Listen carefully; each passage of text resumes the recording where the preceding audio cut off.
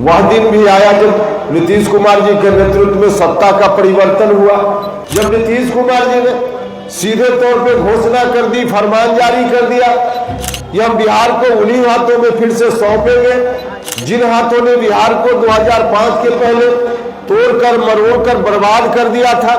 नमस्कार, live cities में आपका स्वागत है। मैं हूं आपके साथ प्रीति झा।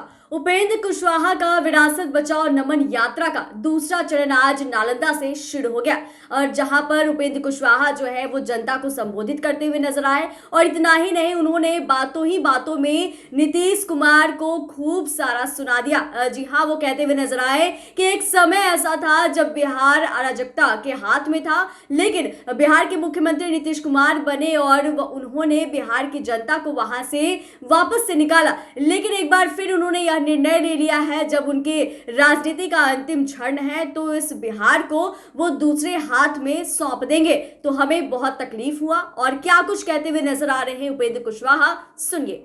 वह दिन भी आया जब नीतीश कुमार जी के नेतृत्व में सत्ता का परिवर्तन हुआ,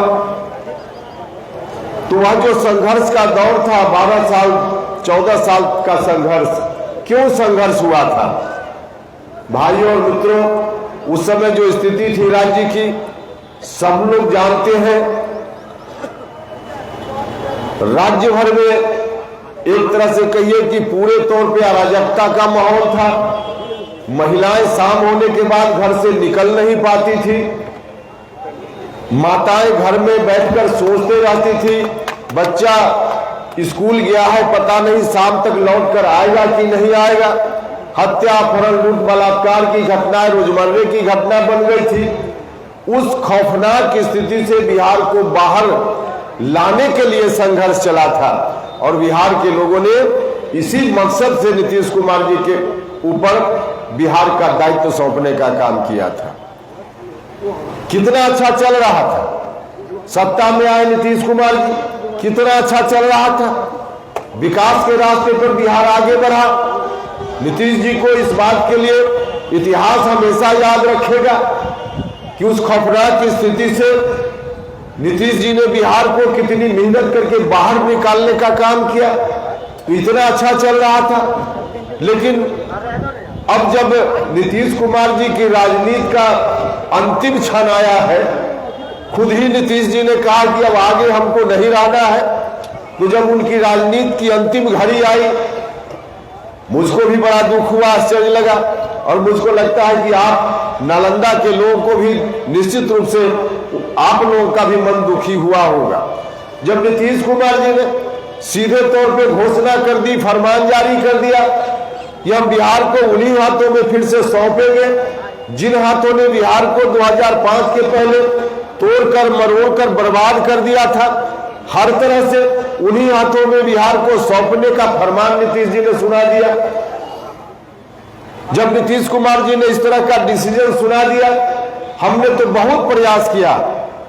पार्टी में रहते हुए, जनता दल यूनाइटेड में रहते हुए हमने बहुत कोशिश की, हमने प्रयास किया। व्यक्तिगत रूप से नीतीश कुमार जी से मिलकर एक बार नहीं कई बार आग्रह किया। पार्टी के विभिन्न मंचों से हमने कहा यह ठीक नहीं है, इससे पार्टी धीरे धीरे कमजोर हो रही, जनता दल यूनाइटेड समाप्त हो जाएगा, आप अपने निर्णय में बदलाव लाइए। लेकिन नीतीश जी, हम लोगों की बातों पर कोई ध्यान उनका नहीं हुआ और उसी निर्णय के हिसाब से आगे बढ़ते चले गए। तो आपने सुना कि उपेंद्र कुशवाहा क्या कुछ कहते हुए नजर आ रहे हैं कि किस तरीके से नीतीश कुमार ने अपने राजनीतिक के अंतिम क्षण में यह निर्णय लिया है कि कैसे वो इस बिहार को, या फिर यूं कहे कि जनता दल यूनाइटेड को दूसरे के हाथों में सौंप देंगे जहां पहले बिहार हुआ करता था। और इसको लेकर वो काफी ज्यादा दुख भी हुए। कई बार उन्होंने अलग अलग तरीके से उन्हें समझाने की भी कोशिश की, लेकिन वो इस कोशिश में पूरे तरीके से विफल रहे। तो फिलहाल इस वीडियो में आज बस इतना ही। बाकी के खबरों के लिए देखते रहिए लाइव सिटीज। धन्यवाद।